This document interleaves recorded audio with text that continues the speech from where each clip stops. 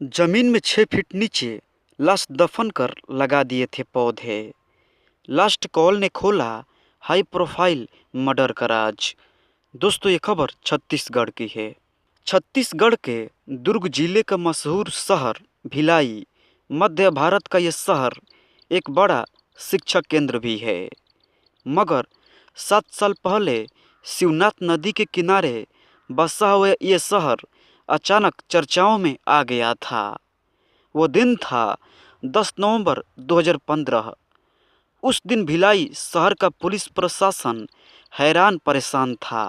वजह थी एक शख्स का अचानक गायब हो जाना, जिसका नाम था अभिषेक मिश्रा। उसके परिवार का रुतबा और साख भी सूबे में कम नहीं है। शिक्षा क्षेत्र से सियासत के गलियारों तक उसके परिवारों की पहुंच है। ऐसे परिवार का बेटा अचानक गायब हो गया था। पुलिस की परेशानी में उस वक्त इजाफा हो गया जब ये पता चला कि वो शख्स गायब नहीं हुआ, बल्कि उससे अगवा किया गया था। खौफनाक साजिश से लबरेज जुर्म की ये ऐसी दास्तान है जो इस तरह से उलझी हुई थी कि उस वक्त एक पूरे सूबे की पुलिस और सरकार को इस केस ने हिलाकर रख दिया था। सिपाही से लेकर राज्य के पुलिस महानिदेशक तक पूरा पुलिस महकमा इस वारदात को लेकर हलकान था। दरअसल अभिषेक मिश्रा भिलाई के मिश्रा परिवार के वारिस और गंगाजली एजुकेशन सोसाइटी के चेयरपर्सन और शंकराचार्य ग्रुप के चेयरमैन आईपी मिश्रा के इकलौते बेटे थे। उनके भिलाई और रायपुर में 4 इंजीनियरिंग कॉलेज हैं, जहां मैनेजमेंट, फार्मेसी और बीसीए एमसीए की पढ़ाई होती है।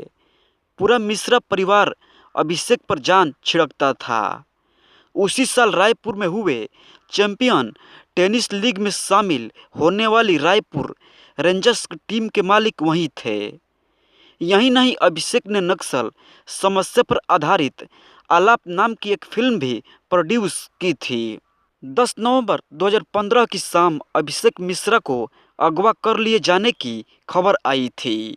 अपहरण की खबर पूरे शहर ही नहीं बल्कि राज्य में आग की तरह फैल गई थी। पुलिस के आला अफसर और तमाम पुलिस वाले आईपी मिश्रा के घर पहुंच चुके थे। अधिकारियों ने मिश्रा जी से अभिषेक के बारे में जानकारी हासिल की। उन्होंने बताया कि अभिषेक 9 नवंबर को ही दिल्ली से लौटकर आया था। वारदात के दिन यानी 10 नवंबर की सुबह से ही अभिषेक अपने रूटीन पर काम निपटा रहा था, पर अचानक शाम को वो बिना बताए कहीं गायब हो गया। उसका मोबाइल फोन भी बंद आ रहा था। उसकी कार का भी कुछ अता पता नहीं था। परेशान हाल मिश्रा परिवार के घर में जैसे मातम छा गया था। हर कोई दुखी था। घरवाले बस इसी बात की दुआ कर रहे थे कि उसके साथ कोई अनहोनी न हो जाए। शाम से ही अभिषेक के पिता और उनके कर्मचारी उसे तलाश कर रहे थे। पुलिस भी अभिषेक की तलाश में जुट गई थी। पुलिस को अंदाजा नहीं था कि ये तलाश लंबी होने वाली है। भिलाई पुलिस ने मामले की नजाकत को समझ लिया था, लिहाजा कई काबिल अफसरों की सरपरस्ती में अलग अलग टीम बनाकर अभिषेक को तलाश किया जा रहा था। इस दौरान सर्विलांस की टीम भी एक्टिव हो चुकी थी, मगर कोई ऐसा सुराग नहीं मिल पा रहा था कि जिससे अभिषेक का पता चल सके। पुलिस अभिषेक के करीबियों और दोस्तों से भी पूछताछ करने लगी थी। पुलिस ने उन लोगों की एक लिस्ट बना ली थी जिनके साथ अभिषेक का उठना बैठना था। पुलिस ये भी पता लगाने की कोशिश कर रही थी कि आखिर 9 तारीख को दिल्ली से लौटने के बाद अभिषेक किन किन लोगों से मिला था। गायब हो जाने की शाम यानी 10 तारीख की शाम तक उसने किन किन लोगों से मुलाकातें की थी। मामले की तफ्तीश के दौरान पुलिस कोई भी सुराग छोड़ना नहीं चाहती थी, लेकिन पुलिस के हाथ इस मामले का सिरा नहीं आ रहा था। छानबीन जारी थी। इसी बीच पुलिस ने अभिषेक के मोबाइल पर ध्यान केंद्रित किया। पुलिस ने उसके नंबर की सीडीआर निकलवाने का फैसला कर लिया। पुलिस की सर्विलांस टीम ने इस काम को भी शुरू कर दिया था। पुलिस को पूरा भरोसा था कि उसके मोबाइल की डिटेल्स में ही उसके गुम हो जाने का राज छुपा हो सकता है। दूसरी तरफ पुलिस की एक टीम आसपास लगे सीसीटीवी कैमरों की फुटेज खंगाल रही थी, ताकि इस मामले से जुड़ा कोई सुराग या सबूत हाथ लग सके। पुलिस के अधिकारी आईपी मिश्रा से पूछ रहे थे कि उनकी किसी से कोई दुश्मनी तो नहीं है, क्या अभिषेक से किसी की कोई रंजिश थी। लेकिन इन सब सवालों का जवाब पुलिस को ना में ही मिला। इतना सब होने के बाद भी पुलिस को ठोस सबूत नहीं मिल पा रहा था। दिन बीतते जा रहे थे मगर पुलिस के हाथ खाली थे। पुलिस ने तफ्तीश का दायरा बढ़ा दिया। कॉलेज के स्टाफ और वहां से जुड़े तमाम लोगों से पूछताछ जारी थी। इस दौरान भिलाई शहर पुलिस को सूचना मिली कि अभिषेक की कार रायपुर में एयरपोर्ट रोड पर लावारिस हालत में बरामद हुई है। ये खबर पुलिस के लिए बहुत अहम थी। पुलिस की तफ्तीश अब भिलाई से रायपुर के बीच सिमटी नजर आ रही थी, मगर सवाल था कि आखिर कार वहां लावारिस हालत में किसने छोड़ी, क्योंकि अभिषेक अपनी कार को इस तरह बीच रास्ते में छोड़कर कहाँ जाता। बहरहाल पुलिस का ध्यान अब रायपुर के एयरपोर्ट रोड और उससे जुड़ने वाले तमाम रास्तों पर लगे सीसीटीवी कैमरों पर था। कैमरों की फुटेज को खंगालने का काम शुरू हुआ तो पुलिस के हाथ अहम सुराग लगा। रायपुर और भिलाई के बीच कुंभारी टोल प्लाजा पर लगे सीसीटीवी कैमरों में अभिषेक की कार दिख रही थी। हालांकि कार में बैठे लोगों के चेहरे पहचान में नहीं आ रहे थे, मगर पुलिस इतना तो जान चुकी थी कि कार किस वक्त वहां से होकर गुजरी थी। उधर सर्विलांस की टीम ने अभिषेक के मोबाइल की सीडीआर के आधार पर कई नंबरों को रडार पर ले लिया था। उन नंबरों की छानबीन की जा रही थी। यही नहीं, उन संदिग्ध नंबरों की अलग अलग कॉल डिटेल भी पुलिस हासिल कर रही थी। ये सिलसिला इतना बढ़ा कि निगरानी के दायरे में हजारों नंबर आ चुके थे। मगर इस पूरी कवायद में पुलिस की सर्विलांस टीम को कुछ ऐसे नंबर मिले जिनसे इस मामले का या अभिषेक का कुछ तो कनेक्शन था, क्योंकि वे नंबर अभिषेक की पुरानी और नई सभी सीडीआर में मौजूद थे। सर्विलांस टीम को इस काम में वक्त तो लग रहा था, लेकिन काम सही लाइन पर चल रहा था। नंबरों को खंगालने और उन पर हुई बातचीत की अवधि और टाइम को भी पुलिस के एक एक्सपर्ट कैलकुलेट कर रहे थे। तफ्तीश के दौरान पुलिस के हाथ एक अहम सुराग लगा। वो था अभिषेक मिश्रा के मोबाइल की लास्ट लोकेशन, यानी अभिषेक का मोबाइल फ़ोन जहां आखिरी बार ऑन हुआ था और फिर वहां स्विच ऑफ हो गया था। इस केस में 1 महीने से ज़्यादा का वक्त बीत चुका था, लेकिन यही वो लम्हा था जब पुलिस को अभिषेक के बारे में पुख्ता सुराग हाथ लगा था, और वो थी उसके मोबाइल की आखिरी लोकेशन। छानबीन के दौरान अभिषेक की सीडीआर से जो नंबर निकाले गए थे, उन्हीं में से एक मोबाइल नंबर वो था जिस पर अभिषेक का मोबाइल फ़ोन बंद होने से पहले बातचीत हुई थी। और सबसे अहम बात ये थी कि जिस लास्ट लोकेशन पर अभिषेक का मोबाइल फ़ोन जिस वक्त बंद हुआ था, उस मोबाइल की भी एक लोकेशन वहाँ की थी। अब पुलिस के हाथ 2 अहम सुराग आ चुके थे। एक उस शख्स का नाम पता जिसने अभिषेक का मोबाइल बंद होने से पहले उसके नंबर पर बात की थी, और दूसरा उसकी लोकेशन का अभिषेक की लास्ट लोकेशन से ठीक उसी वक्त पर मेल खाना। वो लोकेशन थी भिलाई का स्मृति नगर। यानी पुलिस को पता चल चुका था कि अभिषेक के अगवा होने के पीछे उसी शख्स का हाथ हो सकता है जिससे उसके लास्ट टाइम बात की थी। सही कहें तो पुलिस के हाथ इस उलझे हुए मामले का सिरा आ चुका था। अब पुलिस ने लोकेशन पर जाने से पहले उस शख्स को उठाने का प्लान बनाया और दाबिश देकर भिलाई से ही उस शख्स को गिरफ्तार कर लिया। पकड़े गए शख्स का नाम था विकास जैन, लेकिन विकास जैन का अभिषेक के गायब होने से क्या कनेक्शन था? इस सवाल का जवाब मिलना बाकी था। 41 दिनों से पुलिस जिस ब्लाइंड मर्डर केस में छानबीन कर रही थी, उस केस के खुलासे का वक्त करीब आ चुका था। गिरफ्तार किए गए विकास जैन ने पुलिस ने पूछताछ में कई सवाल किए, मसलन वो अभिषेक मिश्रा को कैसे जानता है। दूसरा, 10 नवंबर 2015 को उसने अभिषेक मिश्रा को फ़ोन क्यों किया था। तीसरा, उसने अभिषेक मिश्रा से बात क्यों की थी। और चौथा, अभिषेक मिश्रा इस वक्त कहाँ है। पुलिस की पकड़ में आया विकास जैन इन सवालों के गोलमाल जवाब देता रहा। वो पुलिस को इधर उधर की तमाम बातें बताता रहा, लेकिन पुलिस की सख्ती के सामने उसकी एक नहीं चली। उसके खिलाफ पुलिस के पास अहम सुराग था, उसकी सीडीआर में अभिषेक से बातचीत और दोनों की एक लोकेशन का मेल खाना। लिहाजा विकास जैन पुलिस के सामने टूट गया और उसने अभिषेक के बारे में जो खुलासा किया पुलिस के सामने किया, वो हैरान करने वाला था, क्योंकि पुलिस ने कम से कम इस मामले में ऐसा कोई एंगल सोचा ही नहीं था। पहले आपको ये बता दें कि आखिर विकास जैन कौन है।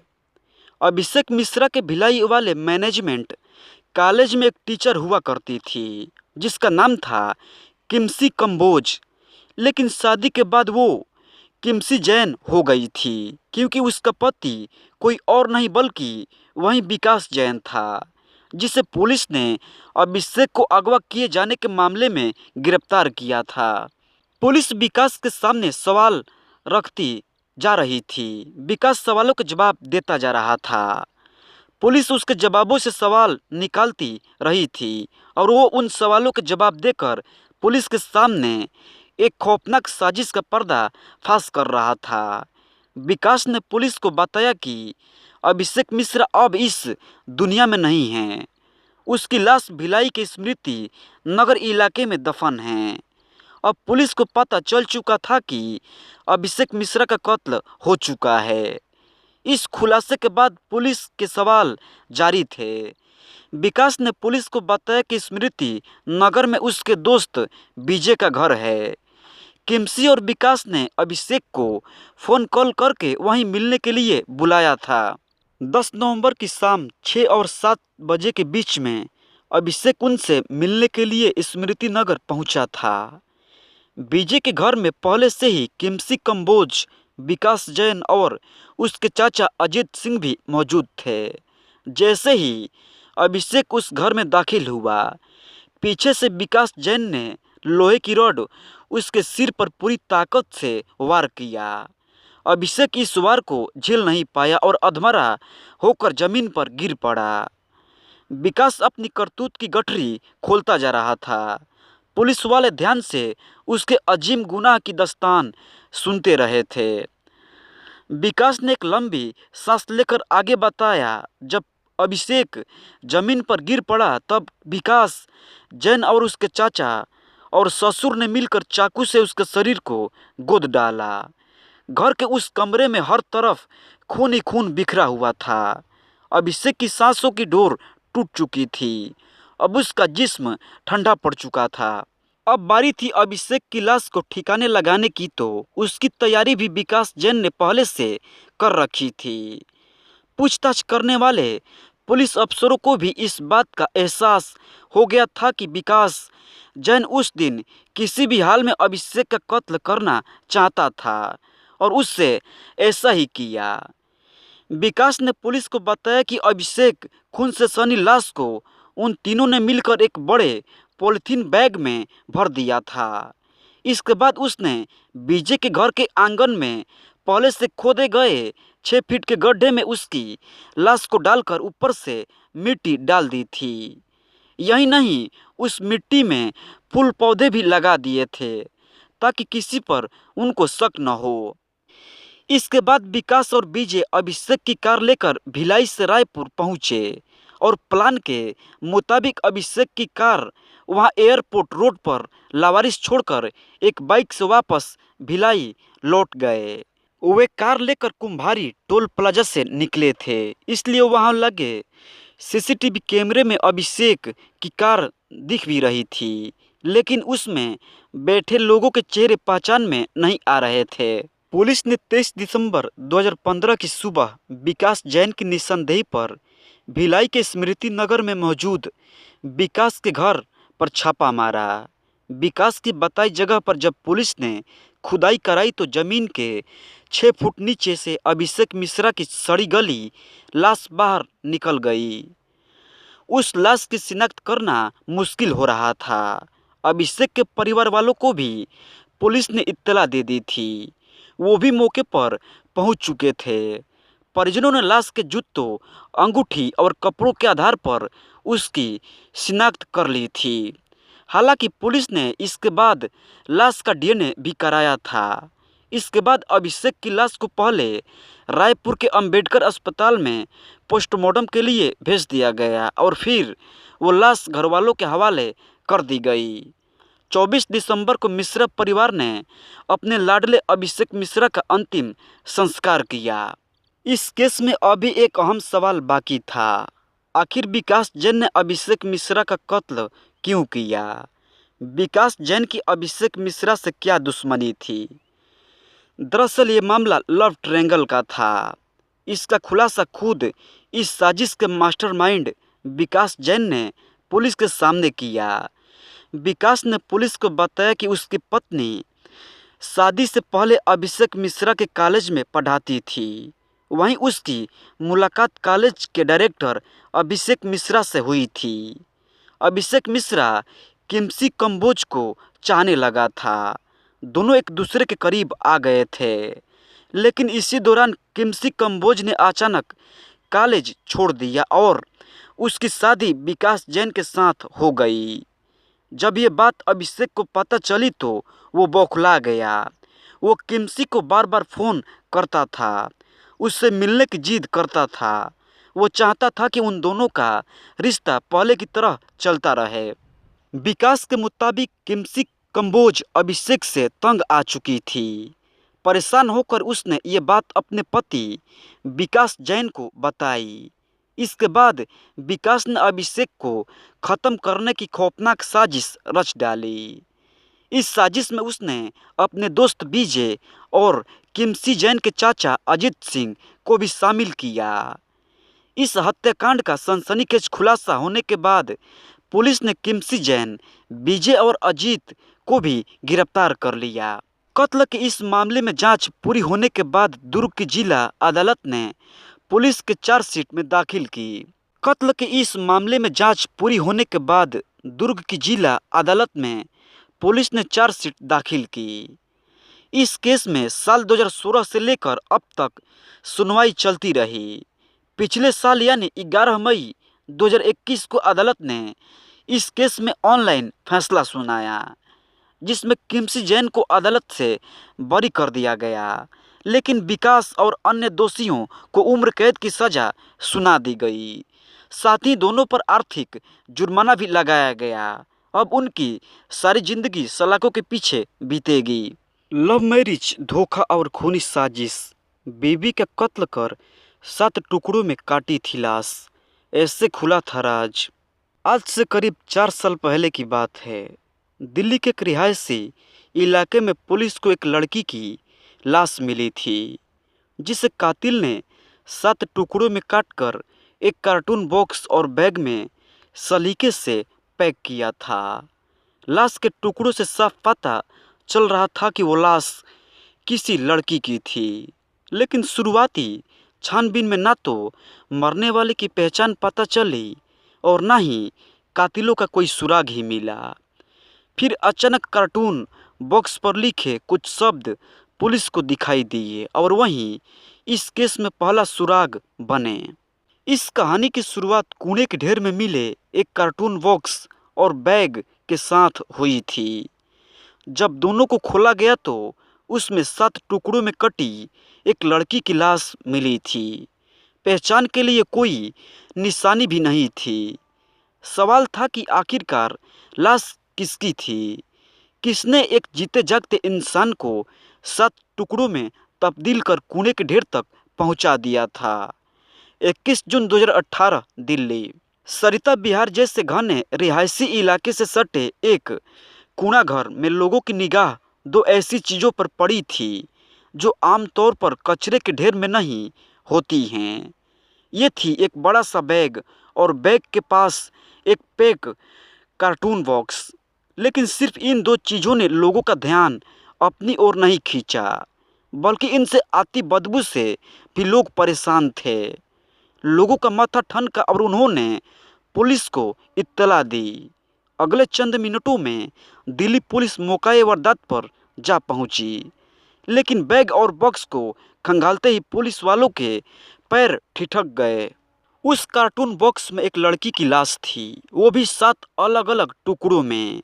हाथ, पैर, सिर, गर्दन सब अलग अलग था।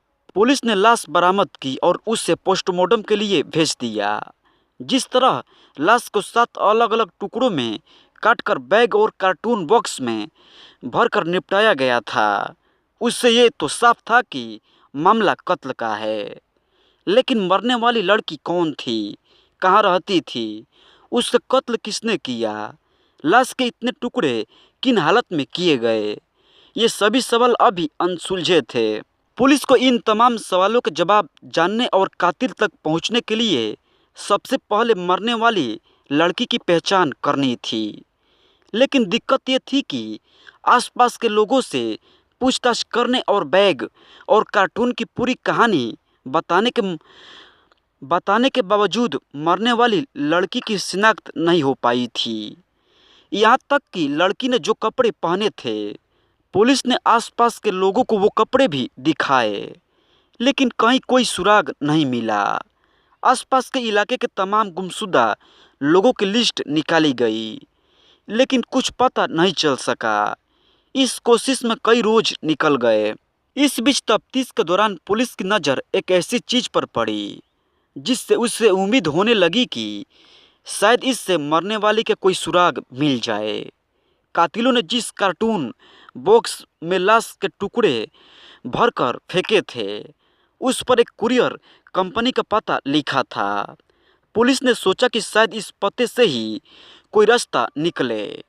इसके बाद फौरन पुलिस की एक टीम गुरुग्राम में उस कुरियर कंपनी के दफ्तर पहुंची और वहां उसने कंपनी के अफसरों को कार्टून बॉक्स की तस्वीरें दिखाई। इत्तेफाक से कुरियर वाले ने बॉक्स की पहचान कर ली और बताया कि इस तरह के बड़े बॉक्स में उनके एक कस्टमर ने यूएई से पार्सल बुक कराया था। कस्टमर का नाम था जावेद अख्तर। अब पुलिस कुरियर वाले के बताए पते पर सीधे जावेद अख्तर के घर अलीगढ़ पहुंची। यहाँ जावेद न सिर्फ पुलिस को मिल गया, जबकि अपने कार्टून बॉक्स की तस्वीर भी पहचान ली। उसने बताया कि उसने 3 साल पहले ऐसे कार्टून बॉक्स में यूएई से कुछ ज़रूरत की चीज़ें मंगवाई थी। इसमें से कुछ बॉक्स वहाँ उसने अपनी नौकरानी को दिए थे। वहीं कुछ बॉक्स दिल्ली के शाहीन बाग वाले घर में रखवाए थे। शाहीन बाग के उस मकान में कुछ लड़के किराए पर रहते थे। अब पुलिस ने दिल्ली के शाहीन बाग का रुख किया। पुलिस की सारी उम्मीद अब इसी मकान पर आकर टिक गई थी। जो भी सुराग मिलना था यहीं से मिलना था। पुलिस की टीम जावेद अख्तर की नौकरानी के पास पहुंची। वहां पर खाली बॉक्स मिल गए। इसके बाद पुलिस जब जावेद के शाहीन बाग स्थित घर पहुंची तो वहां ताला लगा था। उस मकान में साजिद अली अंसारी नाम का एक शख्स अपनी बीवी के साथ रह रहा था, जो पेशे से इंजीनियर था। लिहाजा इससे पुलिस का शक साजिद अली पर ही गया। पुलिस ने आसपास के लोगों से साजिद के बारे में जानकारी जुटानी शुरू की तो पता चला कि उसने वहां लोगों से कहा कि वो ये घर खाली करके जा रहा है। अब पुलिस को तलाश थी साजिद अली अंसारी की। पुलिस की कई टीमें उसकी तलाश में जुट गई और आखिरकार वो पुलिस के हत्थे चढ़ ही गया। पकड़े जाने के बाद साजिद ने कत्ल की जो कहानी पुलिस को बताई वो चौंका देने वाली है। साजिद अली अंसारी ने पुलिस के सामने खुलासा किया कि 7 टुकड़ों में जिस लड़की की लाश पुलिस ने बरामद की थी वो कोई और नहीं बल्कि उसकी बीवी जूही थी। उसने पुलिस को बताया कि उसका अक्सर अपनी पत्नी जूही के साथ झगड़ा होता था। झगड़े की दो वजह थी, एक तो उसका किसी दूसरी लड़की के साथ संबंध और दूसरा उसकी बेरोजगारी। घर में होने वाले रोज रोज के झगड़े से साजिद तंग आ चुका था। ऊपर से वो काम को लेकर परेशान था। इसी के चलते उसने एक खौफनाक साजिश रची। प्लान के तहत उसने 20 से 21 जून की रात को अपनी पत्नी की गला दबाकर हत्या कर दी। इसके बाद दोनों ने लाश को ठिकाने लगाने की एक खूनी तरकीब निकाली। उन दोनों भाइयों ने साथ मिलकर जूही की लाश के 7 टुकड़े कर डाले। उसके जिस्म को अलग अलग टुकड़ों में काटकर पॉलिथीन में पैक कर दिया। फिर वहां पहले से रखे जावेद के मंगाए एक कार्टून बॉक्स को उठा लिया और उसमें लाश के तमाम टुकड़ों को भर दिया। इसके बाद मौका देखकर दोनों भाई सरिता विहार के पास एक कूड़ेदान तक पहुंचे और लाश से भरा बॉक्स वहां फेंककर फरार हो गए। दोनों मिलकर जूही की लाश को 7 टुकड़ों में काटकर ठिकाने लगा चुके थे। पूरा घर भी उन्होंने साफ कर दिया था, खून के निशान मिटा दिए थे, कपड़ों को भी ठिकाने लगा दिया था। पुलिस के मुताबिक साजिद अली अंसारी को लग रहा था कि इस वारदात को अंजाम देने के बाद वो बच जाएगा, लेकिन ऐसा हुआ नहीं। उस पार्सल बॉक्स ने उसकी खूनी साजिश को बेनकाब कर दिया। हत्या के आरोपी अब जेल में बंद हैं